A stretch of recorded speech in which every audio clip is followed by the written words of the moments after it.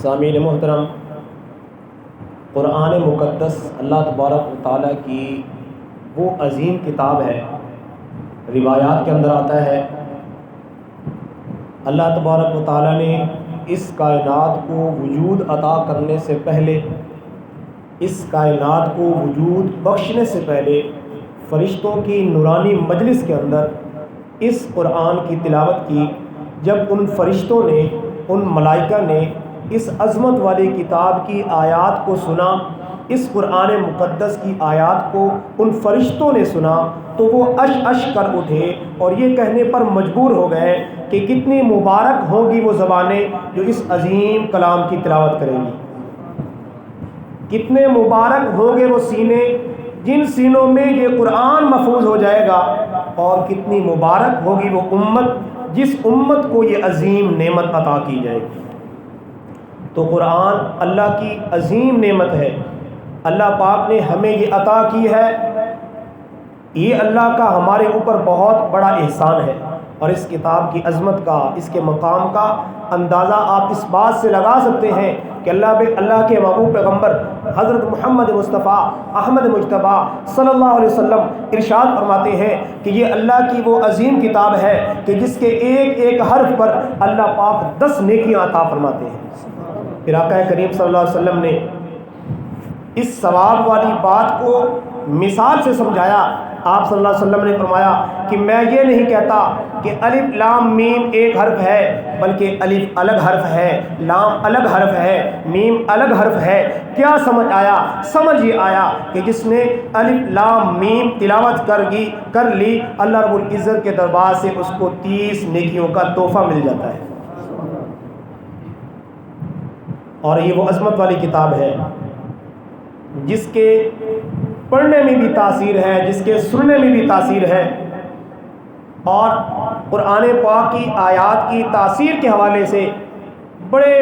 واقعات پائے جاتے ہیں، متعدد واقعات ہیں کہ قرآن پاک کی آیات کو سن کے اس کی عظمت کو سمجھا، اس کلام کی تاثیر کا اثر ان کے دل پہ ایسا ہوا کہ وہ اس قرآن کے خادم بن گئے اور اسلام کے اندر داخل ہو گئے۔ آپ حضرات نے واقعہ سنا ہوگا، اللہ کے پاک پیغمبر صلی اللہ علیہ وسلم کا جو مکی دور ہے بڑی مشقت والا، بڑا مشکل، اور کفار کی طرف سے ظلم و ستم، جو بھی ایمان قبول کرتا، اسلام کا جھنڈا اٹھاتا، اسلام کا نعرہ بلند کرتا، ایمان کا اظہار کرتا، اپنی زبان سے اللہ اور اللہ کے نبی صلی اللہ علیہ وسلم کا کلمہ پڑھتا تھا، اس پر ظلم و ستم کے پہاڑ توڑے جاتے تھے۔ اور کفار مکہ نے بڑی کوششیں کی، بڑے ہیلے اختیار کیے، بڑی تدبیریں سوچیں کہ کسی طریقے سے اللہ کے محبوب پیغمبر صلی اللہ علیہ وسلم کی یہ دعوت اور تبلیغ والی محنت بند ہو جائے۔ انہوں نے دنیا کے لالچ دیے، مال و دولت کے لالچ دیے، لیکن اللہ کے محبوب پیغمبر صلی اللہ علیہ وسلم جن کا سینہ مبارک اخلاص سے بھرا ہوا تھا، جن کا سینہ مبارک ایمان سے بھرا ہوا تھا، جن کا سینہ مبارک اللہ کے احکام سے بھرا ہوا تھا، وہ کب دنیا کے لالچ میں آتے؟ اللہ کے نبی صلی اللہ علیہ وسلم ان کی باتوں کی پرواہ نہ کرتے، ان کی تدبیروں کی پرواہ نہ کرتے، ان کے ہیلوں کی پرواہ نہ کرتے، بلکہ جتنا کفار آپ صلی اللہ علیہ وسلم کو اور صحابہ کو روکنے کی کوشش کرتے، اللہ کے محبوب پیغمبر صلی اللہ علیہ وسلم اپنی دعوت والی محنت کو اور زیادہ فرما دیتے۔ چنانچہ جو کفار مکہ تھے وہ ہر روز سر جوڑ کے بیٹھتے اور یہ مشورہ کیا کرتے کہ کس طرح محمد صلی اللہ علیہ وسلم کی یہ دعوت والا کام بند ہو جائے۔ بڑے ہیلے اختیار کیے۔ ایک ہیلا انہوں نے یہ بھی اختیار کیا، انہوں نے مشورہ کیا، اور اس مشورے کو پیش کرنے والا ابو جہل تھا۔ اس نے کہا کہ ہم اپنے بندوں میں سے ایسے شخص کا انتخاب کرتے ہیں جو کلام کو صحیح طور پر ادا کرنے پر قادر ہو، جو بات کرنے پر قادر ہو اور دوسرے کو بات پر قائل کرنے کی طاقت رکھتا ہو، قدرت رکھتا ہو، سلیقہ رکھتا ہو۔ تو انہوں نے عتبہ کو اس بات کے لیے چنا کہ بہت بڑا شاعر بھی ہے، عربی فصاحت و بلاغت کا بھی مالک ہے، اور سحر و کہانت سے بھی واقف ہے، یہ بندہ محمد صلی اللہ علیہ وسلم سے بات کرے گا، ہو سکتا ہے کہ ان کو قائل کر لے۔ اب عتبہ اللہ کے نبی صلی اللہ علیہ وسلم کی خدمت میں پہنچا اور اس نے اپنی بات شروع کی اور طرح طرح کی پیشکشیں پیش کی، اور آپ صلی اللہ علیہ وسلم کو دنیا کا لالچ دیا، مختلف چیزوں کا لالچ دیا۔ اللہ کے محبوب پیغمبر صلی اللہ علیہ وسلم اس کی طرف متوجہ ہو کے اس کی بات کو سنتے رہے۔ جب وہ اپنی بات مکمل کر چکا اپنی بات کو مکمل کر چکا۔ اللہ کے محبوب پیغمبر صلی اللہ علیہ وسلم نے فرمایا کہ اے عتبہ کیا تم نے اپنی بات کو مکمل کر لیا؟ اس نے کہا بھتیجے میں نے اپنی بات کو مکمل کر لیا۔ اللہ کے محبوب پیغمبر صلی اللہ علیہ وسلم نے قرآن پاک کی آیات کو پڑھنا شروع کر دیا۔ سورہ حامیم سجدہ کی آیات کو اللہ کے محبوب پیغمبر صلی اللہ علیہ وسلم نے تلاوت کرنا شروع کر دی۔ جو اللہ کے نبی صلی اللہ علیہ وسلم قرآن کی آیات پڑھتے جاتے عتبہ کا رنگ بدلتا جاتا۔ اخیر اس نے جب وہ برداشت نہ کر سکا تو اس نے اللہ کے نبی صلی اللہ علیہ وسلم کی خدمت میں درخواست کی اور معذرت کی کہ اب مزید میں برداشت نہیں کر سکتا۔ اللہ کے نبی صلی اللہ علیہ وسلم کو قرآن پڑھنے سے روک دیا۔ اب عتبہ کی حالت غیر ہو چکی ہے، عتبہ کی حالت بدل چکی ہے۔ جب دور سے کفار نے دیکھا کہ عتبہ کو ہم نے بھیجا تھا کہ اس بات کو کسی نتیجے پر پہنچا کے آئے، محمد صلی اللہ علیہ وسلم کو ہماری پیشکش پر قائل کر کے آئے، عتبہ کی تو حالت بدل چکی تھی، عتبہ کا رنگ بدل چکا تھا، عتبہ کی کیفیت بدل چکی تھی۔ جب دور سے کفار نے دیکھا، ابو جہل نے دیکھا کہ جو عتبہ ہم نے بھیجا تھا محمد صلی اللہ علیہ وسلم سے ملنے کے بعد وہ عتبہ اب لگتا نہیں ہے، لگتا ہے اس کے حالات بدل چکے ہیں۔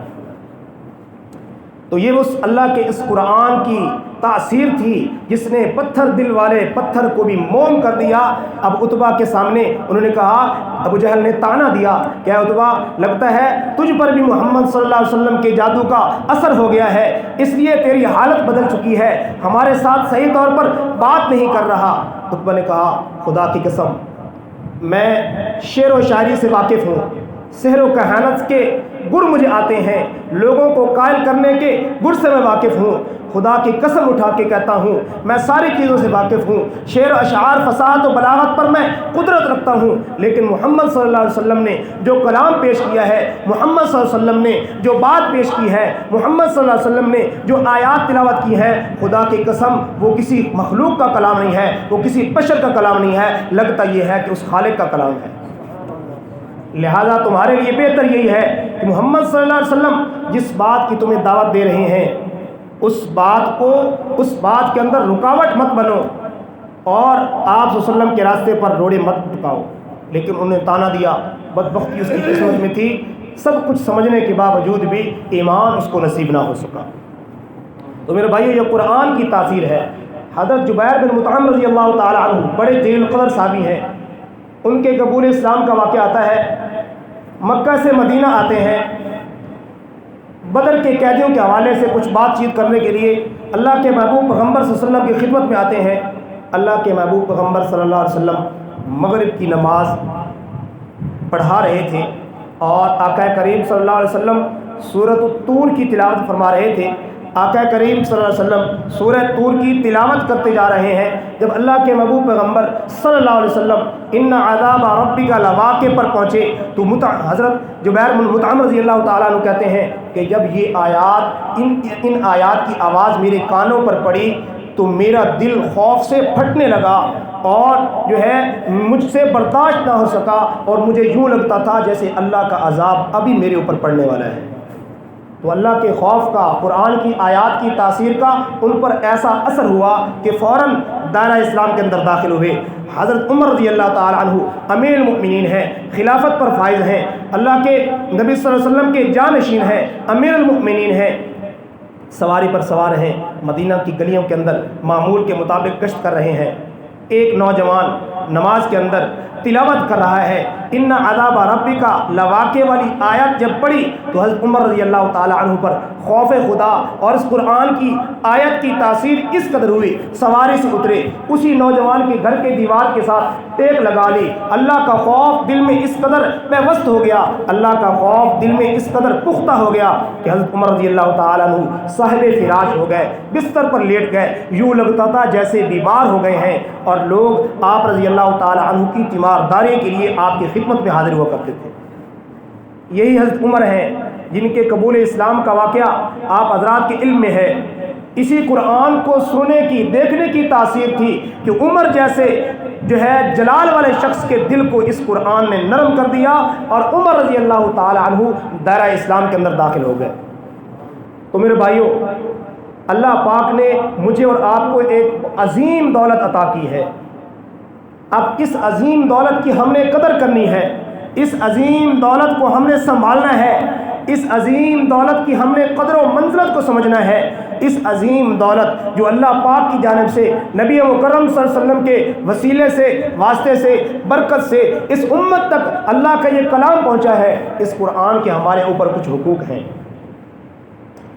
اس قرآن کا سب سے پہلا حق ہمارے اوپر یہ ہے کہ اس قرآن پر ایمان لایا جائے کہ یہ اللہ کی لا ریب کتاب ہے، بے عیب کتاب ہے۔ جیسے اللہ پاک نے جبریل امین کو یہ عطا کی اور جبریل امین نے نبی مکرم صلی اللہ علیہ وسلم کے نبوت والے سینے تک محفوظ طریقے سے اس قرآن کو پہنچایا ہے، جیسے قرآن اترا تھا ویسے ہی محفوظ ہے، اور اسی طرح یہ قرآن قیامت تک محفوظ رہے گا، کیونکہ اللہ رب العزت نے اس قرآن کی حفاظت کا ذمہ خود لیا ہے۔ انا نحن نزلنا الذکر وانا لہ لحافظون، کہ اس قرآن لا ریب بے عیب کتاب کو نازل بھی ہم نے کیا ہے، اتارا بھی ہم نے ہے، اور اس کی حفاظت کا ذمہ بھی ہم نے خود لیا ہے۔ سابقہ آسمانی کتابیں تورات، انجیل، زبور، ان کی حفاظت اللہ نے ان کی امت کے ذمہ لگائی، بمستحفظوا من کتاب اللہ، کہ اللہ پاک نے ان کی ذمہ داری لگائی، ان کو اس پر نگہبان بنایا، لیکن وہ اس ذمہ داری کو پورا نہ کر سکے۔ یہ قرآن وہ عظیم کتاب ہے، یہ قرآن وہ عظیم دولت ہے جس کی حفاظت کا ذمہ اللہ نے خود لیا ہے۔ تو قرآن کا سب سے پہلا حق ہمارے اوپر یہ ہے کہ قرآن پاک پر ایمان لایا جائے کہ یہ اللہ کا کلام ہے، یہ اللہ کی صفت ہے جو اللہ نے اس امت کو نبی مکرم صلی اللہ علیہ وسلم کے وسیلے اور ذریعے سے عطا فرمائی ہے۔ اس قرآن کا دوسرا حق میرے بھائی ہمارے اوپر یہ ہے کہ اس قرآن کی کثرت کے ساتھ تلاوت کی جائے، تلاوت کی جائے، کہ جس کے ایک ایک حرف پر اللہ کی جانب سے 10 نیکیاں مل رہی ہیں۔ تو جو حضرات معمول کے ساتھ پارہ، 2 پارے، 3 پارے اس قرآن کی تلاوت کر لیں، آپ اندازہ لگائیں وہ کتنی نیکیوں کا خزانہ اپنے نامہ اعمال کے اندر جمع کروا دے گا۔ اس قرآن کا ہمارے اوپر تیسرا حق یہ ہے میرے بھائی کہ اس قرآن پر ایمان لانے کے بعد اس کی تلاوت کرنے کے ساتھ ساتھ اس قرآن کو سمجھا جائے کہ اللہ کا یہ کلام ہے، میرے رب کا یہ کلام ہے، اللہ کی یہ صفت ہے، اللہ نے اس امت کو عطا کیا ہے۔ اس کلام کے اندر، اس کتاب کے اندر، اس قرآن کے اندر اللہ رب العزت ہم سے حکم کیا فرما رہے ہیں، ہم سے خطاب کیا فرما رہے ہیں۔ تو قرآن کا ہمارے اوپر حق ہے کہ اس کو سمجھا جائے۔ چوتھا حق میرے بھائی اس قرآن کا ہمارے اوپر یہ ہے کہ اس قرآن کو سمجھنے کے ساتھ ساتھ اپنی عملی زندگی میں بھی نافذ کیا جائے۔ صرف سن لینا، تلاوت کر لینا، ایمان لانا یہ کافی نہیں ہے، عمل بھی مقصود ہے کہ اللہ کے احکام پر عمل کیا جائے۔ اور پانچواں حق اس لا ریب بے عیب کتاب کا میرے اوپر اور آپ تمام حضرات کے اوپر، پوری امت مسلمہ کے اوپر یہ ہے کہ اس قرآن کی اشاعت اور نشر و اشاعت کے اندر دعوت و تبلیغ والا کام کیا جائے، کہ اللہ کا یہ حکم ہمارے پاس پہنچا ہے، ہم نے جو سمجھا ہے دوسروں تک اس پیغام کو پہنچایا جائے۔ تو یہ قرآن کے حقوق ہیں، تو یہ ہمارے لیے اللہ کا بہت بڑا انعام ہے، ہمیں اس کی قدر کرنی چاہیے۔ اور جتنے بھی لوگ اس قرآن کو محفوظ کرنے کا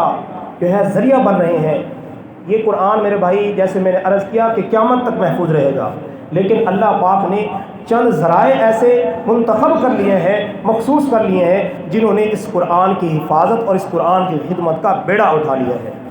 اور قرآن کی حفاظت اور قرآن کی خدمت کے بہترین مراکز میرے بھائی ہمارے دور کے مدارس ہیں، جو اس قرآن کے حفظ کے لیے، قرآن کی حفاظت کے لیے تگ و دو کر رہے ہیں، اور دن رات ایک کر کے بچوں کے سینے میں قرآن محفوظ کر رہے ہیں۔